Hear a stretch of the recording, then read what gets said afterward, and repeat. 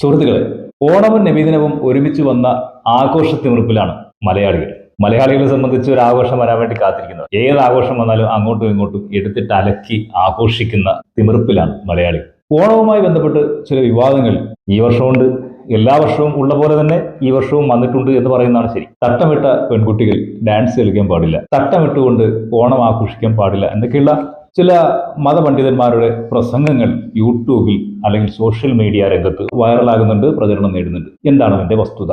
മുസ്ലിം സമുദായം ഇത്ര ഇടുങ്ങിയ ചിന്താധിക്കാരാണോ എന്നാണ് പല ആളുകളും പറയാൻ ശ്രമിക്കുന്നത്, അല്ലെങ്കിൽ താറടിക്കാൻ ശ്രമിക്കുന്നത്. അതിന്റെ ഇടയിൽ കൂടി പൊട്ടിന് തേങ്ങയിടും പോലെ അല്പം വർഗീയത കൂടി പടർത്താൻ പറ്റുമോ എന്ന് ചിന്തിക്കുന്ന പല ആളുകളും നമ്മുടെ സമൂഹത്തിലുണ്ട് എന്നുള്ളത് ഒരു യാഥാർത്ഥ്യമാണ്. ഓണം നമ്മുടെ ആഘോഷമാണ്, അതെല്ലാം നിങ്ങൾ ആഘോഷിക്കണം എന്നുള്ള ഒരു സ്വരം എവിടെ നിന്നൊക്കെയോ എപ്പോഴൊക്കെയോ വരുന്നത് പോലെ സോഷ്യൽ മീഡിയ വരുമ്പോൾ ഇങ്ങനെ വന്നു പോകുന്നുണ്ട്, ചിന്തിച്ചു പോകുന്നുണ്ട്. എന്നാലോ മുസ്ലിം പെൺകുട്ടികൾ ഇങ്ങനെ ഡാൻസ് ചെയ്യുന്നതും നൃത്തം ചെയ്യുന്നതും തലയിൽ തട്ടമിട്ട് ആടുന്നതും ഒക്കെ മനഃപൂർവ്വം പ്രചരിപ്പിക്കാൻ വേണ്ടി വരുമ്പോൾ ഇത് മുസ്ലിങ്ങളുടെ ഓണമാണോ എന്ന് തോന്നുന്ന ഒരു രീതി തന്നെ രൂപപ്പെട്ടിരിക്കുകയാണ്. എന്തായാലും അതിൽ ചില കാര്യങ്ങൾ പറയാതിരിക്കുക വയ്യ എന്നുള്ളതാണ് ഈ സന്ദർഭത്തിൽ സൂചിപ്പിക്കുന്നത്.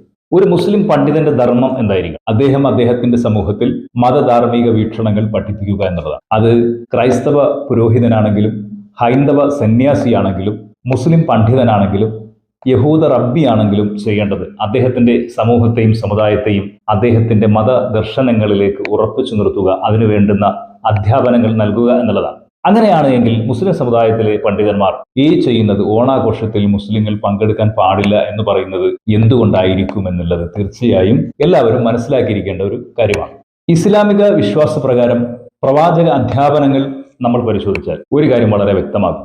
മുസ്ലിം സമൂഹത്തിലെ ആളുകൾ ഇതര മത സമൂഹത്തിന്റെ ആചാര വിശ്വാസങ്ങൾ സ്വീകരിക്കുകയോ അവരുടെ വേഷവിധാനങ്ങൾ സ്വീകരിക്കുകയോ ചെയ്താൽ അത്തരം ആളുകളെ അവരിൽപ്പെട്ടവരായിട്ടാണ് എണ്ണാനുള്ളത് എന്നുള്ള നബിവചനം നിലവിലുണ്ട്. ആ നബിവചനത്തിന്റെ അടിസ്ഥാനത്തിൽ തന്നെയാണ് ഈ ഇസ്ലാമിക പണ്ഡിതന്മാർ ഓണാഘോഷമാകട്ടെ, ക്രിസ്മസ് ആകട്ടെ, മറ്റ് യഹൂദ മതങ്ങളുടെ ആചാര വിശ്വാസങ്ങളാകട്ടെ, ഇതൊന്നും മുസ്ലിങ്ങൾ സ്വീകരിക്കാൻ പാടില്ല എന്ന് പറയുന്നത്. ഇത് മാത്രമല്ല അവർ പറയുന്നത്, നബിദിനം പോലെയുള്ള വിശ്വാസങ്ങളെ പൂർണ്ണമായി മുസ്ലിം സമൂഹം ഉപേക്ഷിക്കണമെന്ന് ആവശ്യപ്പെടുന്നവരും ഈ പണ്ഡിത സമൂഹത്തിന്റെ ഇടയിൽ തന്നെ ഉണ്ട് എന്നുള്ളത് നിങ്ങൾ മനസ്സിലാക്കണം. നബിദിനം എന്നുള്ളത് മുസ്ലിങ്ങളുടെ പ്രവാചകന്റെ ജന്മദിനമാണ്. ആ ജന്മദിനം തന്നെ ആഘോഷിക്കുന്നത് എതിർത്തുകൊണ്ടിരിക്കുന്ന പണ്ഡിതന്മാരാണ് ഓണാഘോഷത്തെയും എതിർക്കുന്നത് എന്നുള്ള യാഥാർത്ഥ്യം തീർച്ചയായും നമ്മൾ മനസ്സിലാക്കേണ്ടതുണ്ട്. മറ്റു മതവിശ്വാസങ്ങളുടെ ആചാരങ്ങളോ വിശ്വാസങ്ങളോ രൂപഭാവങ്ങളോ സ്വീകരിക്കപ്പെടുക എന്നുള്ളത് ഒരു മുസ്ലിമിന് പാടില്ലാത്ത കാര്യമായി തീർച്ചയായും പഠിപ്പിക്കുന്നു. ഇസ്ലാമിക അധ്യാപനങ്ങൾ മുന്നിൽ വെച്ചിട്ട് നമ്മൾ പരിശോധിക്കുമ്പോൾ ഒരു മുസ്ലിമായ ആളിന് ക്രൈസ്തവ പുരോഹിതന്റെ വേഷം കെട്ടാൻ പാടില്ല എന്നുള്ളത്, ഒരു മുസ്ലിം സ്ത്രീ കന്യാസ്ത്രീയുടെ വേഷം ധരിക്കാൻ പാടില്ല എന്നുള്ളതും തീർച്ചയായിട്ടും ഇസ്ലാം മുന്നോട്ട് വെക്കുന്ന ഒരു വലിയ ദർശനമാണ്. ഈ കാര്യമാണല്ലോ യഥാർത്ഥത്തിൽ പണ്ഡിതന്മാർ അവരുടെ പ്രസംഗങ്ങളിലൂടെ ഈ സമൂഹത്തെ ഉത്ബോധിപ്പിക്കുന്നത്. ആ സമൂഹത്തെ മാത്രമാണല്ലോ ഉത്ബോധിപ്പിക്കുന്നത്. അല്ലാതെ ഈ രാജ്യത്ത് ഓണം ആഘോഷിക്കുന്ന, അതിന്റെ വിശ്വാസാചാരങ്ങൾ പിന്തുടരുന്ന, മഹാബലിയെ കാത്ത് അത്തപ്പൂക്കളം ഇട്ട് വീടുകളിൽ കാത്തു നിൽക്കുന്ന അമ്മമാരോടും സഹോദരങ്ങളോടും സഹോദരിമാരോടും സഹോദര സമുദായാംഗങ്ങളോടും അല്ലല്ലോ മുസ്ലിം പണ്ഡിതൻ അവരുടെ പള്ളികളിൽ, അവരുടെ പ്രസംഗങ്ങളിൽ, അവരുടെ വേദികളിൽ ഇത് പറയുന്നത്. മുസ്ലിങ്ങളോട് മാത്രമാണല്ലോ. അവരുടെ ശ്രോതാക്കൾ മുസ്ലിങ്ങൾ മാത്രമാണ്. അവരുടെ മുന്നിലുള്ളവരോടാണ് തീർച്ചയായിട്ടും ഈ പണ്ഡിതൻ അത് പറയുന്നത്. ആ പണ്ഡിതൻ പറയുന്നത് കേൾക്കാൻ വേണ്ടി ഇരിക്കുന്ന ആളുകളോടാണ് അദ്ദേഹം അത് പറയുന്നത് എന്നുള്ള ദാർശനിക ബോധമോ ധാർമ്മിക ബോധമോ ഒരിക്കലും ശീലിക്കാത്ത ആളുകൾ യൂട്യൂബിലും അതുപോലെ തന്നെ സോഷ്യൽ മീഡിയകളിലും റിയാക്ടിംഗ് വീഡിയോകൾ സൃഷ്ടിച്ചുകൊണ്ട് ഈ വിശ്വാസത്തെയും ഈ ആചാരത്തെയും വർഗീയവൽക്കരിക്കാൻ വേണ്ടിയുള്ള തീവ്ര ശ്രമമാണ് നടത്തിക്കൊണ്ടിരിക്കുന്നത്. ഈ ഓണാഘോഷങ്ങളിലൊക്കെ പങ്കെടുക്കുന്ന ധാരാളം സ്ത്രീകൾ മുസ്ലിം സമൂഹത്തിൽ നിന്ന് ഈ പണ്ഡിതന്മാർക്കെതിരെയൊക്കെ വരുന്നത് നമ്മുടെ ശ്രദ്ധയിൽപ്പെടുക. ഓണം എന്നത് ഹൈന്ദവ മതവിശ്വാസത്തിന്റെ ഭാഗമായി രൂപപ്പെട്ട ഒന്നാണ്. അതിന്റെ വിശ്വാസം എന്നുള്ളത് വിഷ്ണുവിന്റെ അവതാരമായ വാമനൻ മഹാബലി ചക്രവർത്തിയെ പാതാളത്തിലേക്ക് ചവിട്ടി താഴ്ത്തി. എന്തുകൊണ്ട് വിഷ്ണു വാമനനായി അവതരിച്ചു എന്നുള്ളതും എന്തുകൊണ്ടാണ് മഹാബലിയെ പാതാളത്തിലേക്ക് ചവിട്ടി താഴ്ത്തിയത് എന്നുള്ളതിനെ സംബന്ധിച്ചും ഐതിഹ്യങ്ങളുണ്ട്, കഥകളുണ്ട്.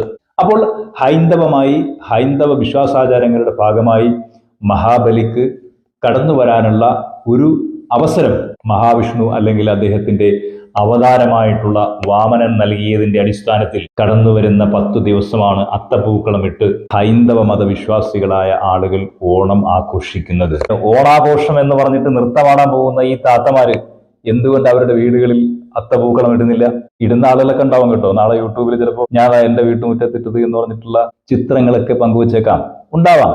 പക്ഷെ ബഹുഭൂരിപക്ഷം അത് ചെയ്യുന്നില്ലല്ലോ ഈ കളിക്കാൻ പോകുന്ന ആളുകൾ. രണ്ട്, എന്തിനാണ് ഈ തട്ടമിട്ടത് ചെയ്യുക എന്നുള്ളത് യഥാർത്ഥത്തിൽ ആ വിശ്വാസത്തെ തന്നെ അപകീർത്തിപ്പെടുത്തലല്ലേ. ഇനി ഒരു മുസ്ലിം പെൺകുട്ടി തട്ടമിട്ട് ഡാൻസ് കളിച്ചു, എന്താ പ്രശ്നമുള്ളത്? ഒരു പ്രശ്നമില്ല. ഒരു മുസ്ലിം പെൺകുട്ടി പർദ്ദയിട്ട് ഡാൻസ് കളിച്ചു, എന്താ പ്രശ്നമുള്ളത്? ഒരു പ്രശ്നമില്ല.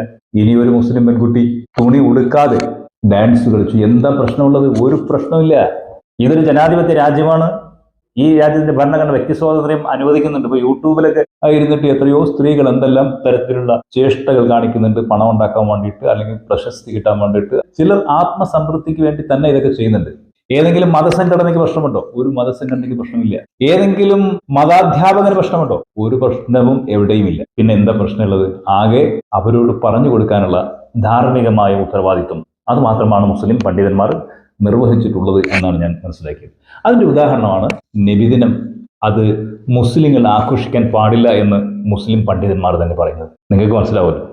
ഓരോ മതങ്ങളും അവരുടെ നിയമാവലിക്കും ഭരണഘടനയ്ക്കും ഉള്ളിൽ നിന്ന് പ്രവർത്തിക്കുക എന്നുള്ളത് പറയേണ്ടത് അതാത് മതത്തിന്റെ ആചാര്യന്മാരാണ്, പണ്ഡിതന്മാരാണ്, ആ മതത്തിന്റെ നേതാക്കളാണ്. അതവർ പറയട്ടെ. ഇനി അവരെ അനുസരിക്കേണ്ടതുണ്ടോ അനുസരിക്കേണ്ടതില്ലയോ എന്ന് തീരുമാനിക്കേണ്ടത് ആ സമൂഹത്തിലെ ഓരോ മനുഷ്യനുമാണ്, ഓരോ പൗരനുമാണ്. അവർക്ക് ആ മതത്തിന്റെ ഉള്ളിൽ നിന്ന് ചിന്തിച്ചുകൊണ്ട് മതത്തിലേക്ക് ഒതുങ്ങി ജീവിക്കാം. അല്ല എങ്കിൽ അവർക്ക് ആ മതത്തിന്റെ പരിധിക്ക് പുറത്ത് വന്നുകൊണ്ട് ഇന്ത്യ എന്ന മഹാരാജ്യം പറയുന്ന ഭരണഘടനയുടെ ഉള്ളിലേക്ക് നിന്ന് പ്രവർത്തിക്കാം. ഈ രണ്ട് ഓപ്ഷനാണ് ഒരു ഇന്ത്യക്കാരന്റെ മുന്നിലുള്ളത്. ഇത്ര മാത്രം ചിന്തിച്ചാൽ മതി. അതിലെന്താണ് ഇത്ര തെറ്റുള്ളത് എന്ന് എനിക്ക് മനസ്സിലാവുന്നില്ല.